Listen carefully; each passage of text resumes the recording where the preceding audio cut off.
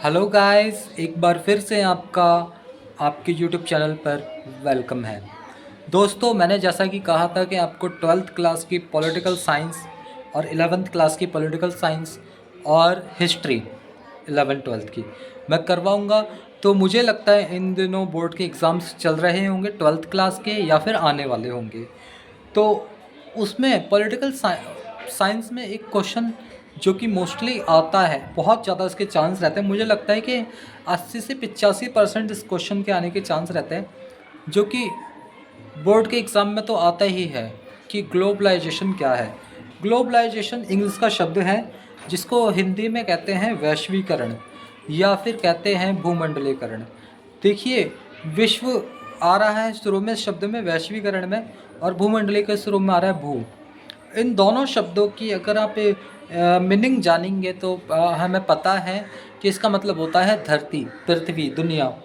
ठीक है, भू मतलब धरती। ठीक है, इधर बात हो रही है कि इस धरती को क्या कर देना, ग्रुप में, मंडल मतलब ग्रुप, इस धरती को ग्रुप में जोड़ देना। अब कैसे जोड़ेंगे? क्या धरती टूटी हुई है? नहीं नहीं, धरती टूटी हुई नहीं है भैया। तो धरती को जोड़ना कैसे है? देखो, एक देश से दूसरे देश में वस्तु, सेवा या संस्कृति का आदान और प्रदान, किताबी भाषा हो गई ना। एक देश से दूसरे देश में वस्तु, सेवा, संस्कृति का आना या जाना वैश्वीकरण कहलाता है। इसको एग्जाम्पल से समझते हैं। देखो, कोई व्यक्ति पढ़ाई कर रहा है अभी इंडिया में, कहता है भैया मैं डॉक्टर बनना चाहता हूँ, या फिर कोई टीचर बनना चाह रहा है, या फिर कोई किसी भी तरीके से कुछ भी वर्क कर रहा है, और वो कर रहा है कि मैं किसी अन्य देश में जाऊंगा और वहाँ पर मैं वो सर्विस दूंगा, वो सेवा दूंगा। जैसे कोई टीचिंग कर रहा है कि भैया मेरे को विदेश में जाना है, मेरे को वहाँ टीचर बनना है। कोई कोई डॉक्टर की पढ़ाई कर रहा है कि भैया मेरे को विदेश में जाना है, डॉक्टर बनना है। तो वो वहाँ जाकर वो अपनी सर्विस देंगे, ठीक है, जॉब करेंगे। तो एक तो ये हो गई सेवा देना। दूसरा हो गया कि वस्तुओं का आदान प्रदान।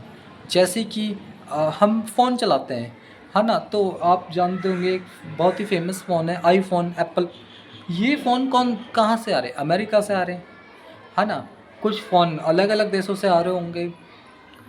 इसके अलावा सिर्फ फ़ोन ही नहीं, खाना पीना भी आप देख लो, ठीक है। पिज़्ज़ा वगैरह देखो आप कहाँ से आ रहे हैं, है ना, इटली से आ रहा है। इसके साथ साथ आप देखेंगे कि ये तो हो गया खाना पीना, वस्तुएं और सेवा। लेकिन इसके साथ साथ संस्कृति का भी आदान और प्रदान हो रहा है। हम देखते हैं कि भाई, क्या इंडियन लोग ही साड़ी पहनते हैं? नहीं। विदेशों में भी आप देखोगे तो महिलाएं साड़ी पहन रही हैं कुछ कंट्रीज़ में।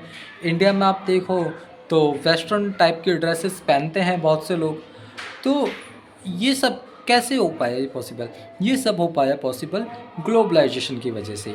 देखो, मेरा मानना है कि किताब की पढ़ाई किताब तक ही मत रखो, या कॉपी तक ही पढ़ाई को मत रखो, ठीक है। पढ़ाई को आप यहाँ रखो, यहाँ। क्यों? क्योंकि पढ़ाई अगर आपने किताब कॉपी तक ही रखी तो आप एक दिन, 2 दिन, 3 दिन या फिर 4 दिन आप उसको याद रखोगे, और फिर उसके बाद में आप उसको भूल जाओगे, और फिर आप उसको भूल जाओगे। तो रट्टा रट्टा 4 दिन, ये बहुत बेकार बात है। रटना नहीं चाहिए, चीज़ को समझना चाहिए। और मैं यही सोचते हुए, इसीलिए मैंने आपको पढ़ाने के लिए ना कोई पेन, ना कोई कॉपी, ना कोई बोर्ड, किसी चीज़ का मैंने यूज़ नहीं किया है। अगर आप मेरी इस बात को ढंग से सुन लोगे, इस क्वेश्चन को ढंग से सुन लोगे, तो बेटा मैं ये विश्वास से कह रहा हूँ, आप आंसर बहुत अच्छे से लिख के आ जाओगे। तो क्वेश्चन आएगा क्या कि वैश्वीकरण किसे कहते हैं या भूमंडलीकरण किसे कहते हैं। आप लिखोगे क्या कि किसी एक देश से किसी अन्य देश में लोगों का आना जाना, चाहे वो जॉब के लिए हो, ठीक है, सेवा के लिए हो, वस्तुओं का आना जाना और संस्कृति का आदान प्रदान वैश्वीकरण कहलाता है, ठीक है। तो डोंट वरी, आपका आपका पेपर अच्छा जाएगा, ये हम आपको शुभकामनाएं देते हैं और करते हैं आगे आपके लिए और क्वेश्चंस तैयार। तो ठीक है, अच्छे से पेपर देना बेटा। God bless you.